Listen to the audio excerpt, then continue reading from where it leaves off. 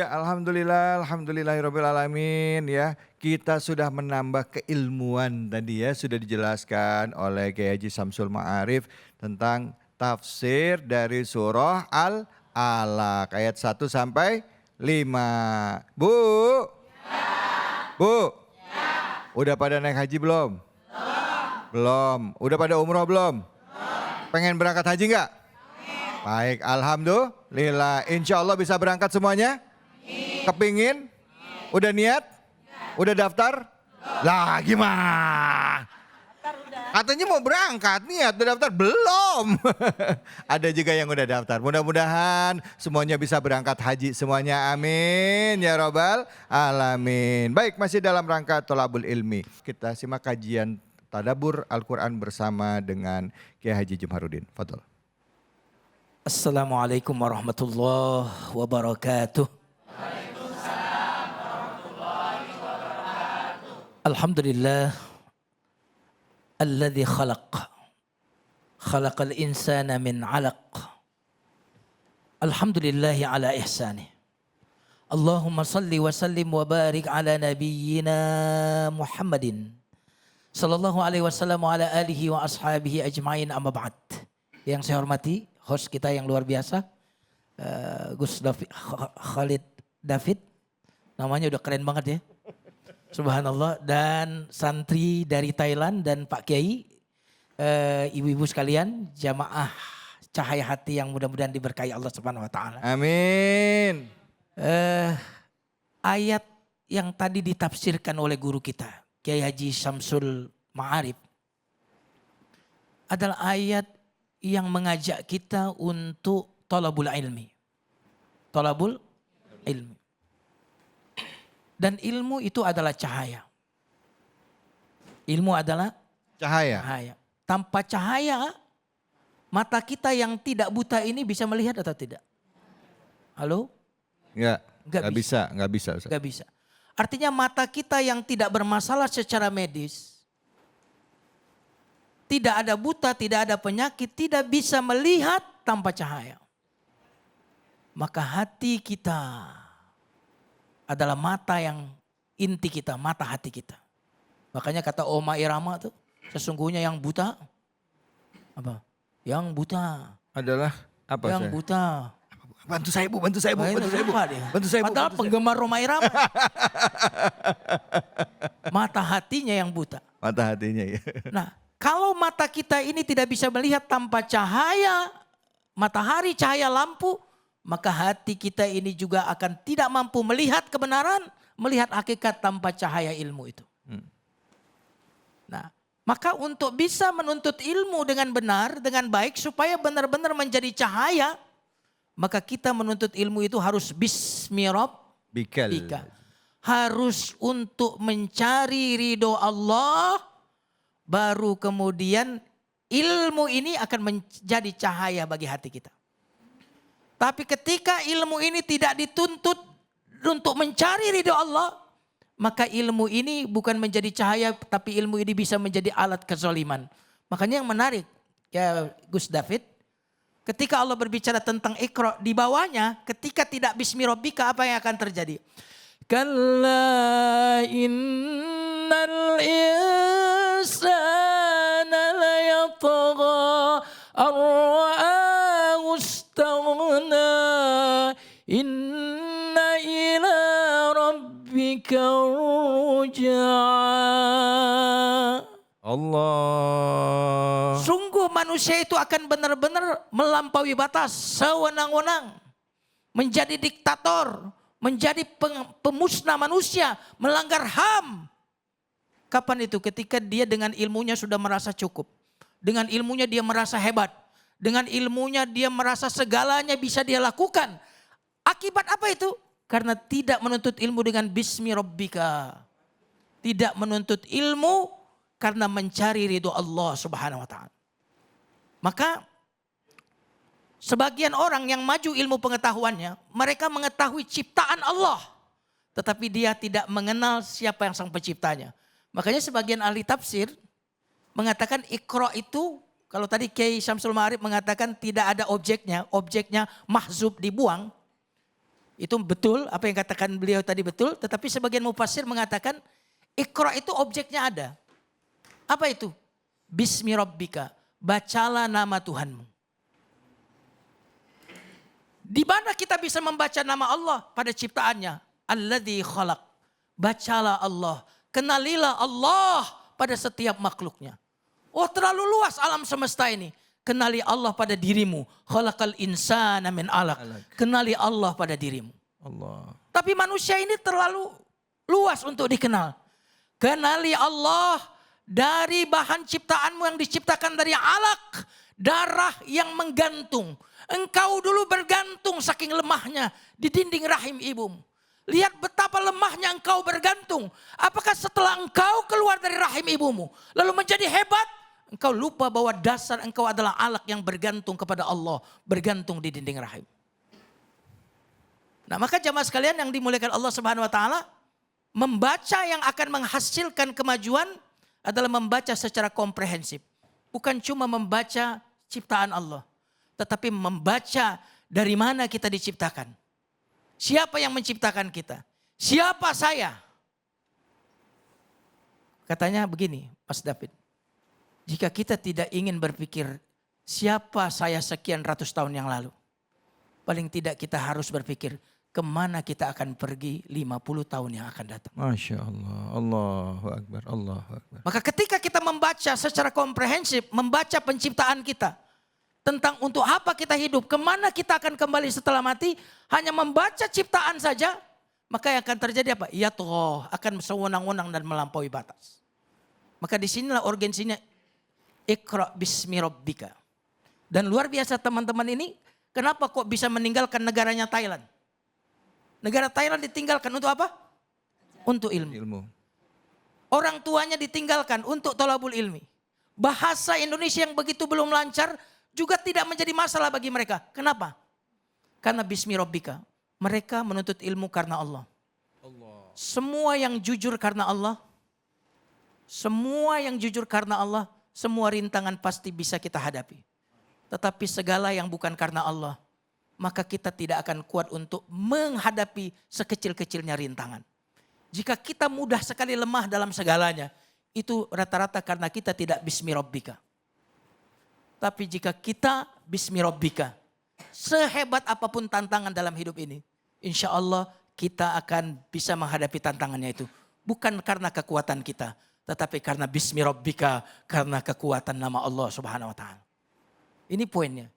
Nah, jamaah sekalian kayaknya tegang banget ya. Kalau tegang lihat ceramah saya, lihat aja wajah beliau. Insya Allah jadi ya, melemahkan yang tegang kata Kiai itu. Jamaah sekalian yang dimuliakan Allah Subhanahu wa taala. Satu-satunya doa biasanya orang minta tambah apa biasanya?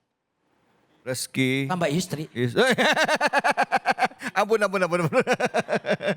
Satu-satunya doa dalam Al-Quran adalah minta tambah ilmu. Tak ada minta tambah panjang umur, tidak ada. Iya. Kenapa? Karena dengan ilmu ini kita bisa melakukan satu hal dengan kualitas beribu-ribu kali lipat. Makanya kata Nabi SAW, wala faqihun wahidun asyaddu ala syaitan min alfi abid. Ay kama qala Rasulullah SAW. Seorang yang berilmu satu orang itu lebih ditakuti oleh setan dibandingkan 1000 ahli ibadah yang bukan orang yang berilmu. Ini menunjukkan bahwa orang yang berilmu, 1 rakaat salatnya bagaikan 1000 rakaat. Bukankah kita mengenal Lailatul Qadar 1 malamnya lebih baik dari apa? 1000 bulan. Itu perintah kata para ulama untuk menjadi orang yang berilmu. Karena orang yang berilmu, 1 perbuatannya bukan sama dengan 1. Tapi 1 perbuatannya bisa sama dengan 1000 kali lipat karena kualitas ilmunya. Jamaah sekalian yang dimuliakan Allah Subhanahu wa taala. Ilmu adalah teman perjalanan menuju Allah. Siapa yang berhenti menuntut ilmu berarti dia telah berhenti berjalan menuju Allah. Dengan ilmu kita berjalan menuju Allah. Siapa yang tidak berjalan menuju Allah dengan ilmu, maka dia harus berjalan menuju Allah dengan musibah. Halo? Halo? Orang itu tidak perlu melanggar untuk kemudian berjalan menuju Allah. Oh dia tahu ini nggak boleh, ini nggak boleh, lalu tinggalkan karena berilmu. Akhirnya dia berjalan menuju Allah. Ada orang yang tidak berilmu, akhirnya melanggar perintah Allah. Karena melanggar dia dihukum dengan kebangkrutan. Karena melanggar dia kemudian mendapatkan hukuman dari Allah. Yang akhirnya kemudian disebabkan musibah itu dia berjalan menuju Allah. Yang ingin saya sampaikan, jika kita tidak ingin berjalan menuju Allah melalui ilmu, maka kita pasti akan berjalan menuju Allah melalui musibah. Kalau kita mau sadar, sadarlah dengan ilmu, bukan sadar dengan musibah. Karena semua orang pada akhirnya akan sadar. Tapi orang yang berilmu sadar tepat waktu. Firaun akhirnya sadar gak? Ya sadar terakhir. Halo? Sadar. Sadar kapan? Pas sudah. Bukan dengan ilmu, dengan musibah. Dengan musibah, iya. Betul atau tidak? Iya betul. Dan orang-orang yang menuntut ilmu akan berjalan menuju Allah tanpa harus tertimpa musibah. Ilmu menghindarkan kita dari musibah. Masya Allah. Baik, terima kasih banyak Kiai.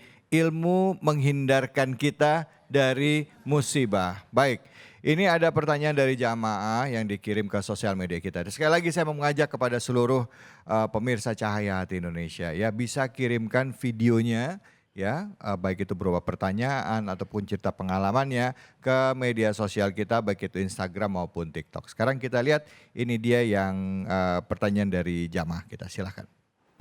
Assalamualaikum warahmatullahi wabarakatuh. Ustadz, perkenalkan nama saya Tini. Saya mau tanya cerita sedikit. Kan sebagai seorang muslim kita diajarkan untuk terus menuntut ilmu untuk mengenal kebesaran Tuhan. Nah, saya punya teman saya ini memang rajin mencari ilmu, khususnya ilmu agama. Nah, namun selain belajar mengenai Islam, dia juga belajar mengenai agama-agama lain yang membuat dia seolah-olah seperti justru malah meragukan kebesaran Tuhan kita gitu, kebesaran Allah. Nah, bagaimana ya Ustadz kira-kira bila seperti itu, mohon arahannya. Assalamualaikum warahmatullahi wabarakatuh. Waalaikumsalam warahmatullahi wabarakatuh. Ini biasanya orang yang sedang proses pencarian nih. Ya, baik itu udah beragama Islam ataupun agama lain, mereka rajin baca-baca buku. Nah, biasanya yang orang Islam kadang-kala karena waktu kecil pendidikan agamanya masih kurang, di usia-usia nanggung ya, udah mulai mereka cari lagi. Tapi setelah nyari baca-baca bukannya dapat, tapi karena nggak ada bimbingan, akhirnya semuanya main asal dibaca. Kira-kira boleh nggak sih kita begitu?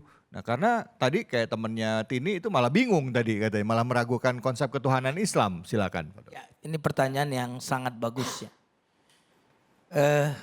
Ilmu adalah sesuatu yang menghilangkan kebodohan. Ya. Yang kedua, ilmu itu yang akan membuat kita menghilangkan keraguan. Nah, karena itu ketika kita menuntut ilmu, ya, apalagi kalau kita baru pemula, maka agar kita tidak tersesat jalan dalam menuntut ilmu, di sini kita perlu guru. Perlu guru. Tentu guru yang kredibel, guru yang lurus, guru yang terkenal jujur dan soleh. Kenapa? Karena kalau kita otodidak, boleh jadi kita tidak memiliki ilmu dasar. Ketika kita otodidak, boleh jadi kita salah paham. Karena yang namanya disebut ilmu itu disebut ilmu ketika dia kemudian menghilangkan kebodohan, ketika dia kemudian menghilangkan keraguan. Jadi kalau sampai kita merasa menambah ilmu, kok tidak menambah keyakinan, tambah ragu, itu berarti yang kita cari bukanlah ilmu. Itu yang pertama. Yang kedua, jamaah sekalian yang dimuliakan Allah Subhanahu wa taala, kalau kita menuntut ilmu, itu harus betul-betul bebas sebagaimana seseorang yang sedang mencari kebenaran. Karena itulah mengapa di sini bismi rabbika, Menuntut ilmulah dengan bantuan Allah. Karena siapa yang mengajari? Allah. Makanya ketika kita ingin mencari kebenaran, katakan kepada Tuhan, entah apapun dan siapapun Tuhan Anda. Ya Tuhan yang menciptakan langit dan bumi, ajari aku, berikan petunjuk kepadaku. Maka kalau kita sudah memohon petunjuk kepada Tuhan, insya Allah kita tidak akan tersesat jalan karena Tuhan itu sendiri yang akan memberikan jalan. Masya Allah. Bahkan di dalam Al-Quran ya Kiai, itu Allah Subhanahu Wa Taala menantang kita untuk berpikir, ya kan? Seperti misalnya Inna fi khalqis samawati wal ardi wa ikhtilafil laili wan nahari ayati liulil albab. Bahwa itu kita ditantang untuk berpikir bahwa kamu tidak lihat gitu pergantian siang malam itu bagi orang-orang yang berpikir dapat tanda-tanda kebesaran Allah kan gitu ya. Benar ya? Bahkan yang menarik, ciri sesuatu itu ilmiah. Ya. Ketika dia siap untuk dikritisi. Masya Allah. Al-Quran bukan cuma siap untuk dikritisi. Al-Quran itu bahkan menantang untuk dikritisi. Menantang untuk dikritisi ya. Makanya tadi kalau ada yang semakin ragu, tunjukkan kepada ustadz yang sudah kredibel apa yang Anda ragukan dalam agama ini. Masya Agar Allah. Anda tidak terbuai terus ya masuk di dalam ruangan keraguan tadi.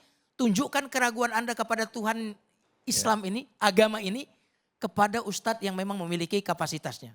Niscaya keraguan itu akan hilang ketika kita bertanya kepada ahlul ilmi. Fas'alu ahla dzikri in kuntum la ta'lamun. Ya, gitu. Ya. Alif lam mim zalikal kitabu la raiba fih. Kitab ini tidak ada keraguan di dalamnya. Benar nggak Bu ya? Bu? Bu? Bu? Ini saya bingung sama ibu-ibu Jatinegara nih Pak gitu. Dari tadi begini, jadi antara ngerti apa nggak ngerti ini masalahnya nih. Mas David, tidak ada buku karangan manusia yang kemudian ditulis ini buku sempurna, nggak ada. Nggak ada, betul. Rata-rata buku ditulis kalau ada kritikan silakan kirimkan ke email ini. Iya betul. Tapi lihatlah bagaimana firman Allah. Percaya diri, ini kitab tidak ada keraguan di dalam. La raiba fih. Ini menunjukkan ini bukan karangan manusia. Allahu Akbar. Terima kasih banyak Kiai ilmunya. Kita sudah mentadaburi surah Al-Alaq ayat 1 sampai 5.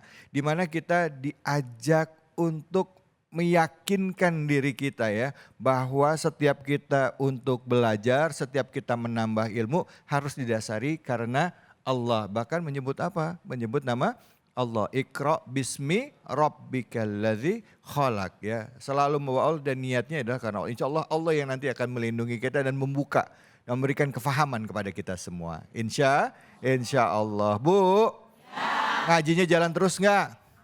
Setiap hari apa? Udah khatam belum? Itu kudungan udah lunas belum? Wah, ibu-ibu mah kalau pengajian paling rajin ya kan. Bapak-bapak paling seminggu sekali. Ya itu juga kalau ingat ya, kalau lagi nggak mancing. Kalau ibu-ibu tiap hari Bu? Hari Senin lain, Selasa lain, Rabu lain, Kamis lain. Kudungnya ganti-ganti. Ya Allah, Masya Allah. Belum lunas. Udah belum. Tapi itu salah satu bentuk karena pengen belajar nambah ilmu. Mudah-mudahan dapat keberkahan. Amin ya robbal alamin. Abis ini kita akan ngaji bareng ya. Kali ini kita akan ngaji bareng dengan Ustadz kita, Ustadz Bobby Heribo. Jadi jangan kemana-mana, tetap di Cahaya Hati Indonesia.